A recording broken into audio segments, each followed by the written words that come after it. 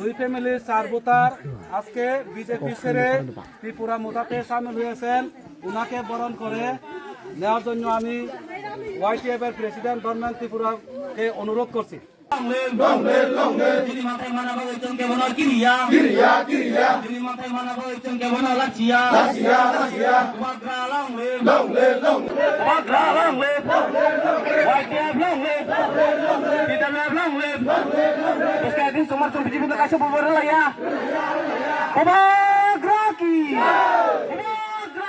সবাইকে নমস্কার।